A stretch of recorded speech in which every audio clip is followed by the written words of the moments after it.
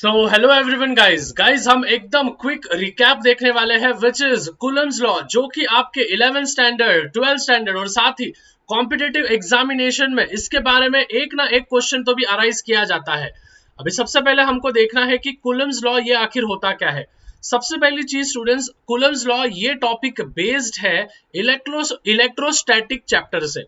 Electrostatic का अर्थ होता है कि study of charges which are at a rest position, मतलब कि चार्जेस जो रेस्ट पोजीशन पे होते हैं उनकी स्टडी करने वाला जो एक पर्टिकुलर टॉपिक होता है, जो एक पर्टिकुलर सिनारियो होता है, उसको हम कहते हैं इलेक्ट्रोस्टैटिक। और इलेक्ट्रोस्टैटिक में सबसे महत्वपूर्ण जो लॉ है विच इज कूलम्स लॉ है।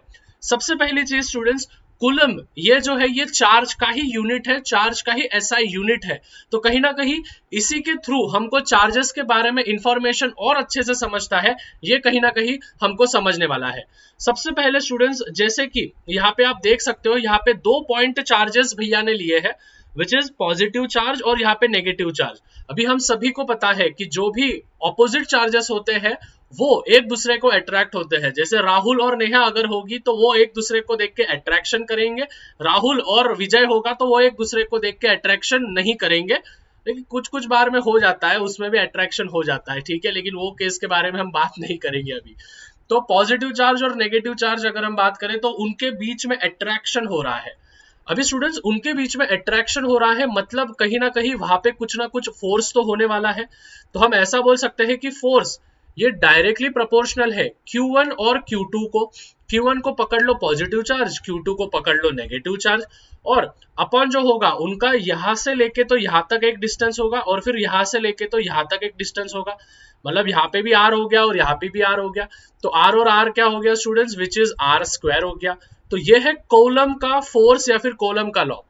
अगर स्टूडेंट्स हमने यहाँ पे प्रोपोर्शनलिटी साइन अगर हमने यहाँ पे निकाल दी तो हमको प्रोपोर्शनलिटी कांस्टेंट लेना पड़ता है जो कि है K।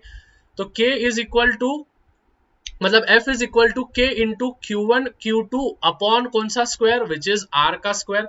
जहां पे F is the force of attraction or repulsion between the 2 point charges, Q1 and Q2 are the 2 point charges which are at the rest position, whereas R is the distance between that particular charges which are going to attract or which are going to repel।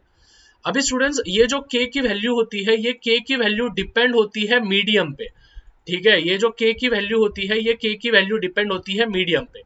अगर suppose students दो जो point charges है इनके बीच में अगर vacuum medium होगा, मतलब कि अगर भैया फर्स्ट सिनारियो लेंगे तो फर्स्ट सिनारियो है विच इज वैक्यूम मीडियम। मतलब मीडियम कैसा है, वैक्यूम मीडियम है। वैक्यूम का अर्थ होता है कि भाई वहां पे कुछ भी हवा नहीं है।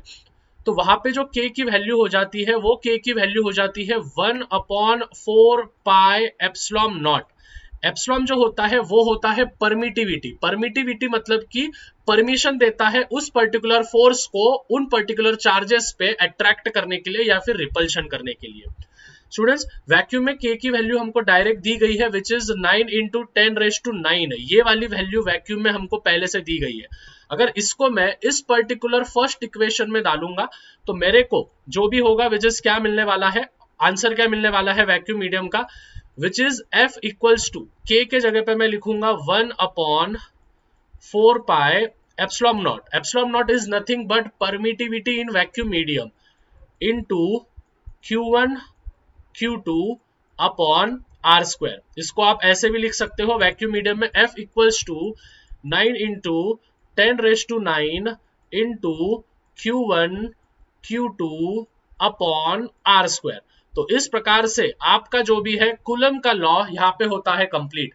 उसी प्रकार से स्टूडेंट्स अगर वाटर मीडियम हो गया या फिर कोई दूसरा मीडियम हो गया तो एप्सिलॉन नॉट के जगह पे आपको बस एप्सिलॉन m लगा देना है विच इज वो मीडियम की वैल्यू होती है।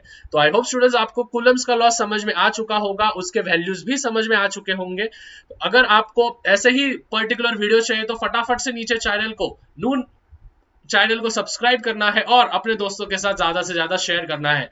तब तक फोड़ना है।